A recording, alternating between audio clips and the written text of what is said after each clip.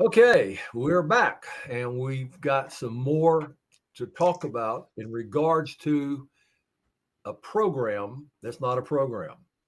Well, what do you mean, Mr. Glenn? It is absolutely a lifestyle. This lifestyle will change your life. And if it doesn't, guess what? You're not doing it right. There's no way you could teach these principles to your kids and live these principles and not have it impact your life. And so we want you to go to theparenthelpcenter.com, find Loving Solutions, purchase the book, and follow us all through this career. We're taking it slow. We're doing it in 30-minute segments because I know busy parents don't have time to sit down in front of a computer for 1 hour. We're giving you enough tools that you can just take piece by piece and put the puzzle together. I also know for a fact that Unit 1 is Unit 1 for a reason. It's the foundation that everything we do will be built upon. It's about raising strong willed or challenging kids. And the book says from 5 to 10. I know that's not right because if you're the kind of parent that we want you to be, we're going to start way before 5. I'm talking about toddlers that are just learning to stand up. They have to understand from that beginning there's rules and boundaries and consequences. It's all about building trust, understanding behavior, and introducing effective parenting strategies. Everything we're going to talk about is already tried and proven. It's not something we hope will work.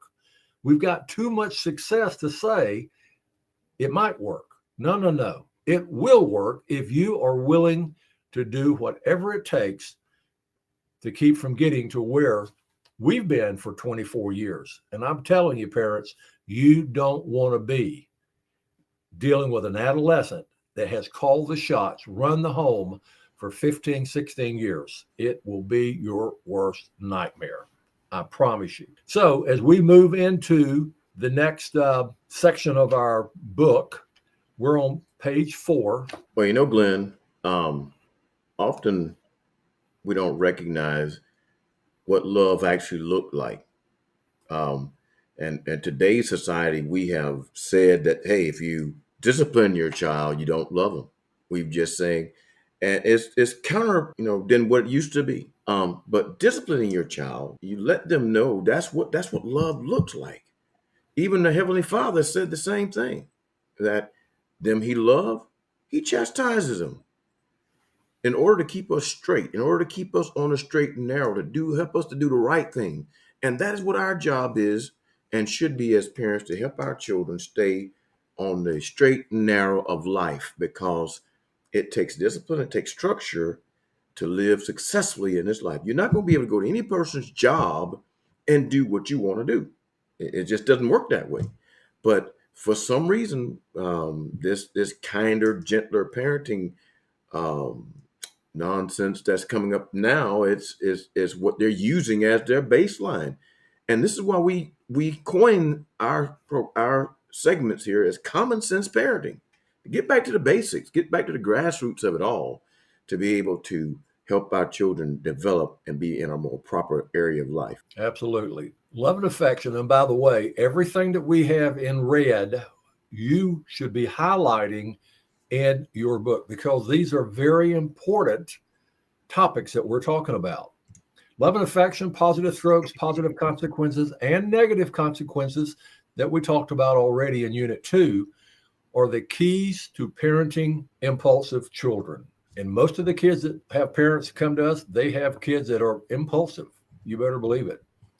Highlight. This is the foundation we will use and the foundation from which we will build. This foundation, by the way, guys, will not crumble. We will discuss the use of these keys, and not only with strong-willed children, but with special needs kids as well. Oh, yeah. Autistic kids, Oh, yeah. ADHD, all those behavioral letters that kids have behind their name, we've already worked with. Amen, It's a brother. whole lot better to get started sooner than later with these kids. I promise you. Were you trying to say something, Dever?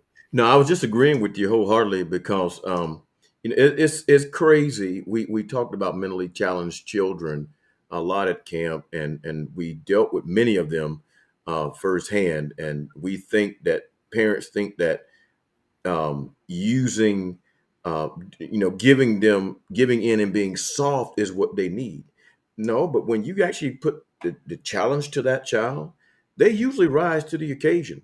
And it's amazing the results we got with the structure that we give to these children at our camp. And it has worked since the time I've been there with you, Glenn, and it'll keep right on working. It's just that we've got to have people who are willing to, parents who are willing to do what they have to do at home, giving the same structure at home to help that child accomplish what they need to accomplish. And one of our autistic children, he was very autistic and highly on the spectrum until his hands and feet were deformed. Well, he graduated college, and his mom, said it was a direct result of us working with him, helping him to recognize that he can do it, and there's no excuses, no matter what the challenge is. You can make things happen if you put the effort in. Yeah, the biggest problem that we deal with, particularly with young children, is it's going to take a lot of patience. Yes. Yeah, a lot. Let me tell you something about dog obedience school. We had a huge dog, a wonderful dog, but he was a monster. He weighed 120 pounds, and he would drag my wife all over the place. So I said, I'm putting that dog in obedience school. And we paid a lot of money for it, by the way. And guess who they trained? The dog or Mr. Glenn? Huh. It was all focused on me. And then I had to go and practice and practice and practice until that dog would obey. I mean, this dog he loved to be rewarded for his good behavior. And I went, I wonder how this applies to babies, toddlers. And you know what? It does. Now, I'm not even Amen. crazy enough to compare your children to an animal,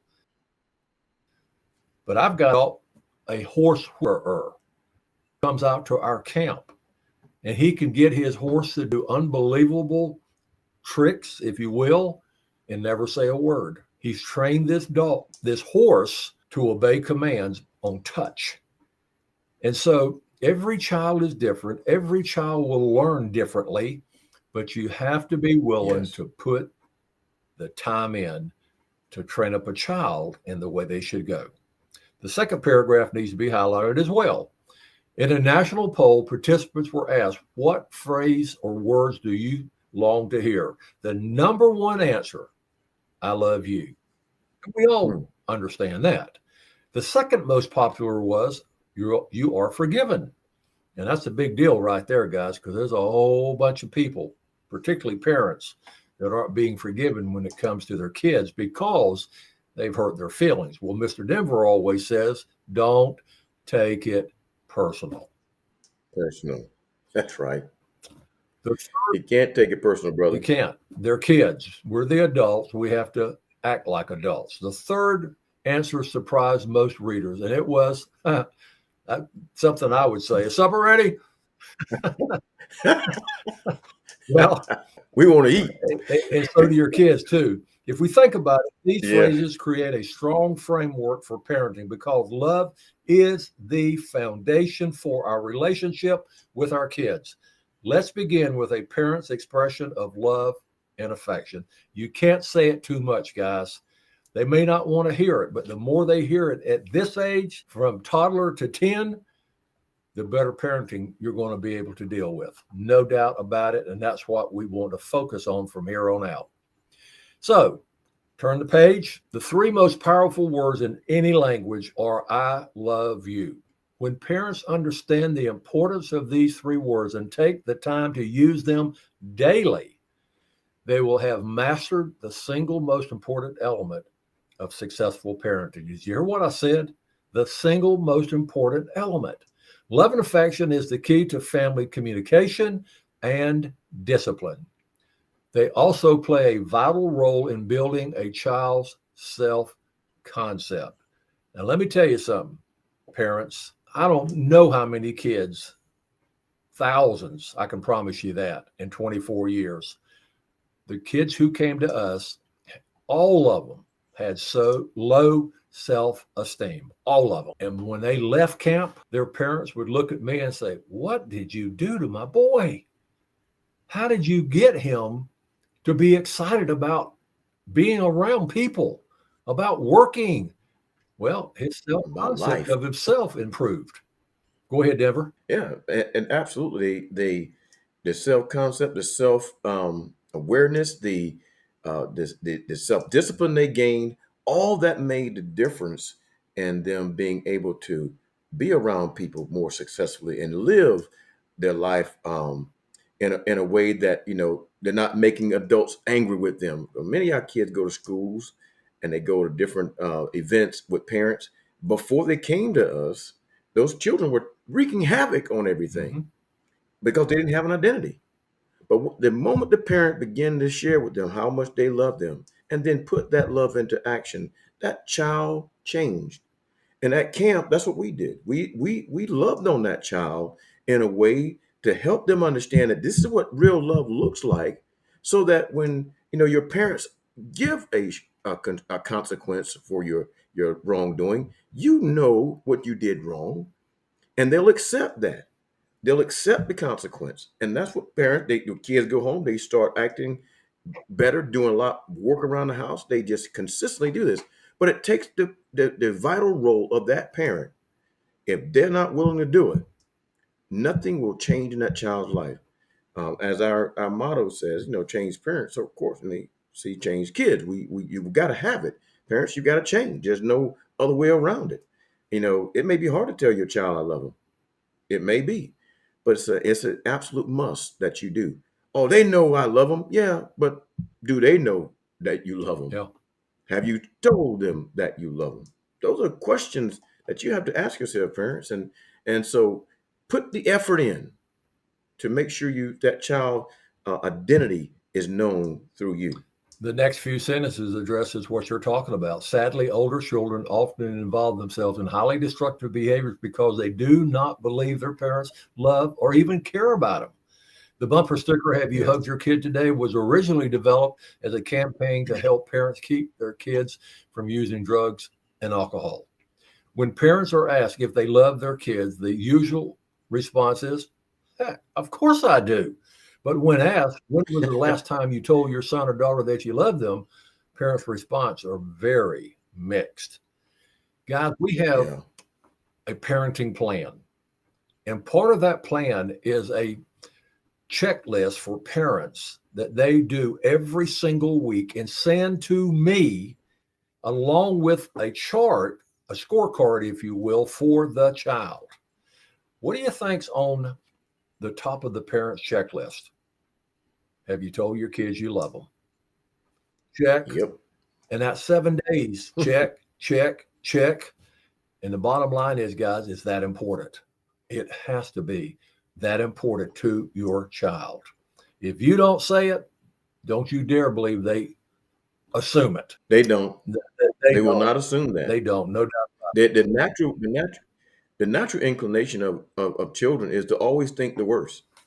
And if you don't correct that thought, and it's there, you may not have put it there, but that thought came into their head. And when you don't take initiative and be persistent with "I love yous" and then putting that love into action by holding them accountable and then having some fun times too. It ain't all got all to be all negative, but when the consequences needed, you give it and you do it because you love them. I don't like giving consequences. As a father of 9, I never liked doing that. But I know if I wanted my children to be successful in life, I know I had to do it. And I tell them I love them, and then I forgive them when whatever they did wrong, we give a consequence and it's over.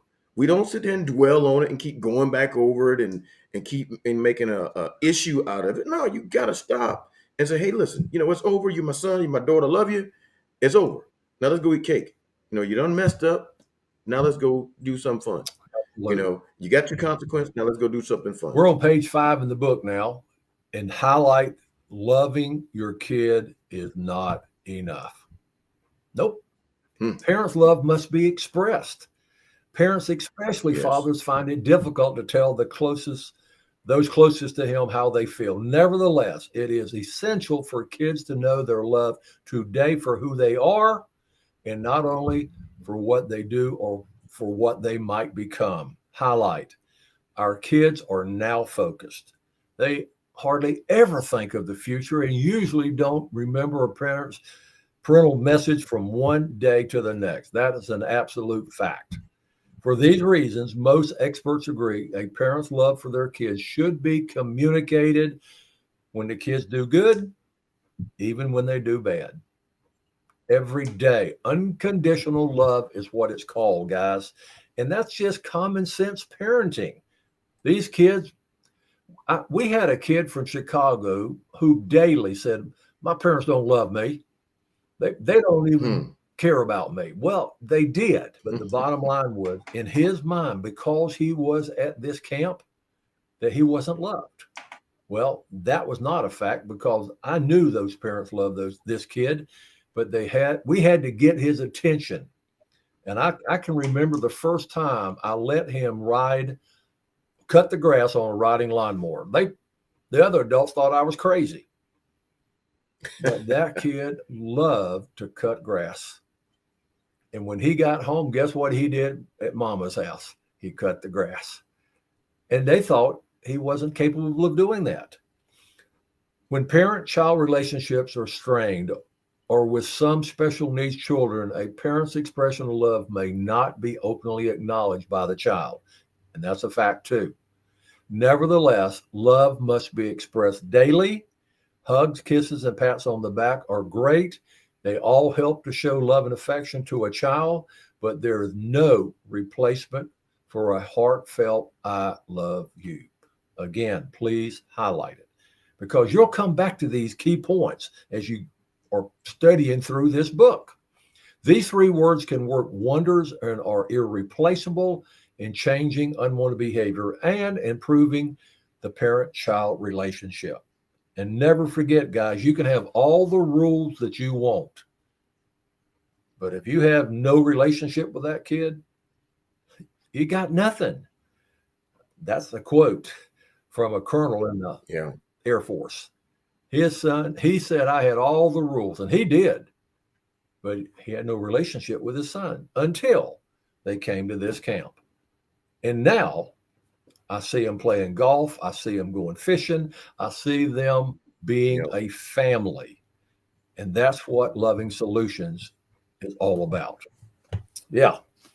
So on page 5, I'm going to read a poem. Not that I read poems very well, but I think it's a powerful statement of what we're trying to accomplish. A parent's love.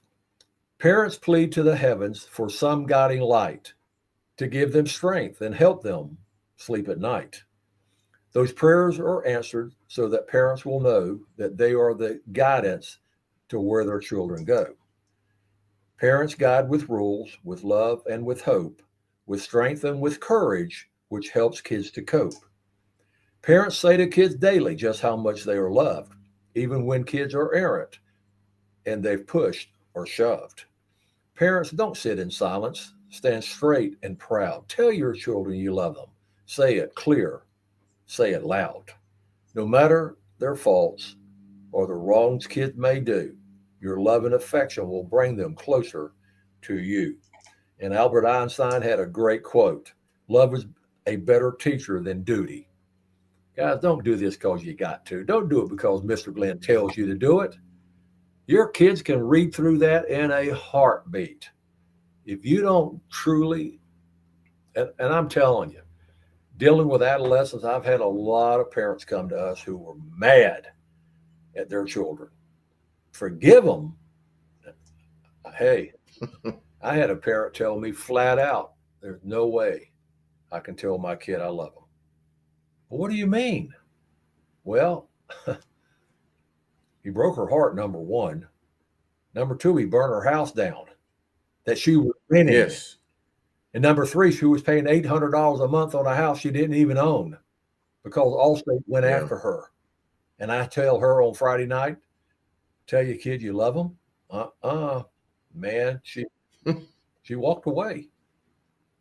She really thought we were going to fix her kid without her changing at all. And I'm sorry, parent. The very beginning has always been change parents will see change children. And if you're not willing to change, why in heaven's name do you think your kid would ever want to change too? Love is better than duty. A pretty smart man said that, a lot smarter than Mr. Glenn. Why don't you listen to him? I promise you, it will make a huge difference. That's my little poem. Don't you like my poem reading? Well, hey, it was good, brother. Maybe if I believe it, every word in it, I believe it. So we have an activity Great. on 1.3, parents, and we want you, it is 1.3, we want you to go through and list ways parents can convey love and affection to their kids. Remember to follow the ground rules for working in groups.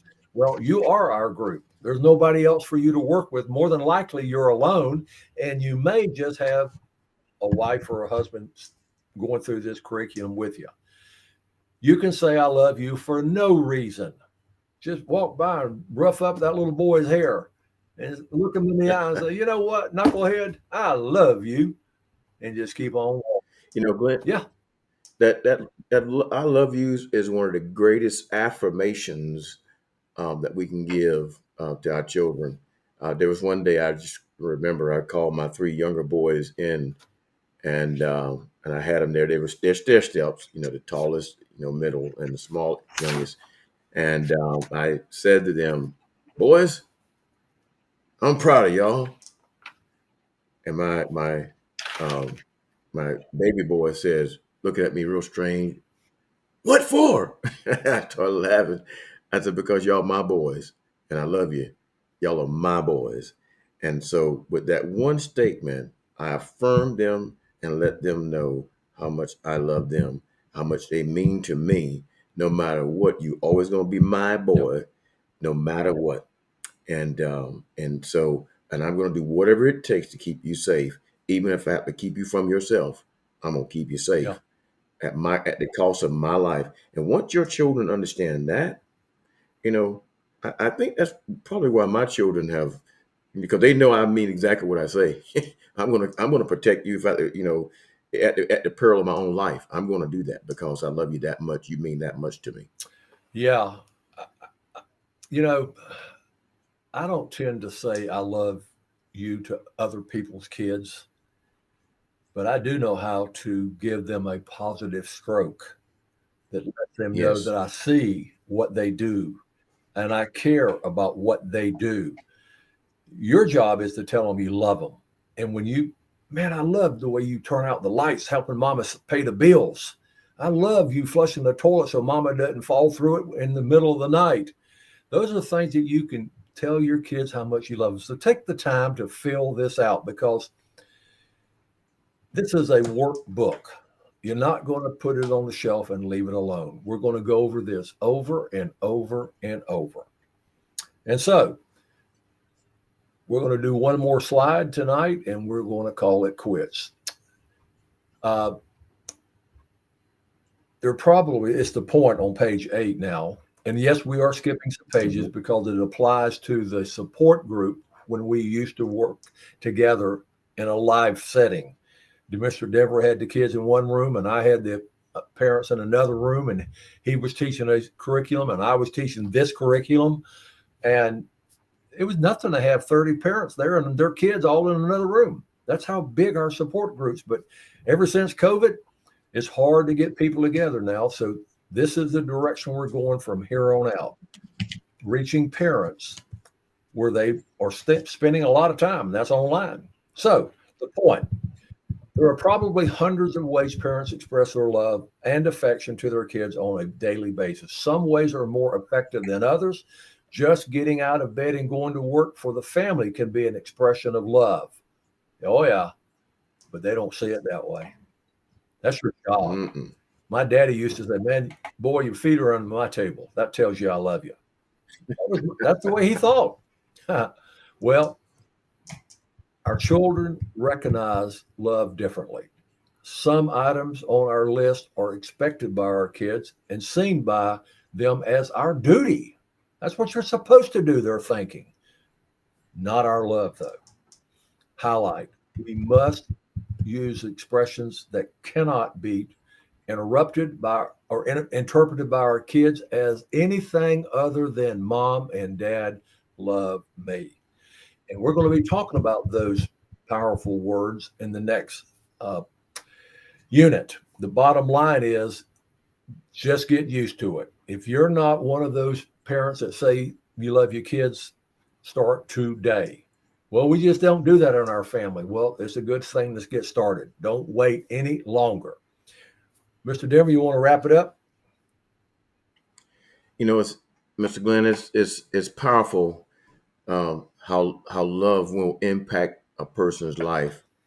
You know, and it's easier to raise um, adults when you children to adults when you say that, but when you don't, you know, you end up with broken men and broken young women, and have a world full of them right now, and we've got to break that cycle. And our hopes today, as we talk about parenting and helping parents be better parents. That is our hope, that we will create a better home and therefore a better community, and also then a better country, because we've got to do better. And I'm so glad, Glenn, that we decided to do this. And it's important, I think, for parents to learn to be better, because we're the change agents when it all comes down to it. Over. No doubt about it. And guys, we're doing this for a reason. We want you to understand this is nothing but a warning. Please don't let these kids get out of control. Please don't give these kids an iPhone or an iPad or some kind of technology to babysit, because we haven't gotten to that yet. But I'm telling you, there's some scary things going on online, and we're going to talk about those, and I hope you'll pay close attention. So that's enough for the night. We will see you again later. Take care. Tell your kids you love them. God bless. I want to address a subject that's very disturbing. It's disrespecting parents. I'm seriously calling every single parent out there that has a child. Stop letting your kids disrespect you in your home and in your life. It is ruining our world. Kids that disrespect you, that's on you not doing the work. Step into your power, into your leadership. Don't allow this kind of abuse. It is ruining our world. Last night, I saw a 20-year-old kid, literally his mom was talking to him, pulls out his phone, starts scrolling in front of her face. I had to step in. Do not disrespect your mother that birthed you and brought you into this world like that. That's on you as a parent.